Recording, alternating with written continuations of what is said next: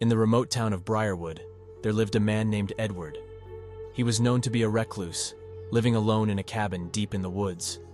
Although the townsfolk talked about him in hushed tones, they never really paid him much attention, until a little boy named Tommy went missing.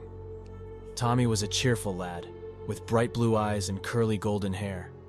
He had been playing with his friends in the woods when he suddenly disappeared. The townspeople searched for him everywhere, but there was no trace of him. That's when they remembered the strange man who lived in the forest. A search party was quickly organized, and they made their way to Edward's cabin. They banged on the door, but there was no reply. However, when they broke down the door, they found something beyond their worst nightmares. The cabin was a horror show of torture devices, from rusty saws to chains and hooks. The walls and floor were smeared with blood, and in the corner they found little Tommy, alive but barely.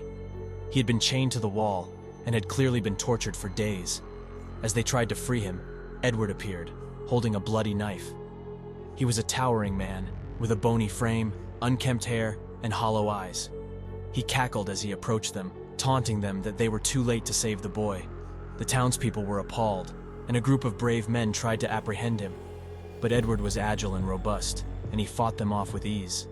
In the ensuing chaos, he escaped into the woods, and Tommy was left to be mourned by his devastated family and friends. The nightmare didn't end there.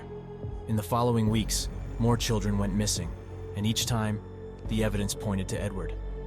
Despite their best efforts, they could not catch him. One day, a group of children stumbled upon a hidden cave while playing in the forest. Inside, they found Edward, surrounded by the mutilated bodies of the missing children. He had been using them to create macabre artworks, decorating the walls with their body parts. The children screamed and ran back to town, telling the townspeople what they had seen. This time, the townspeople were determined to put an end to Edward's terror.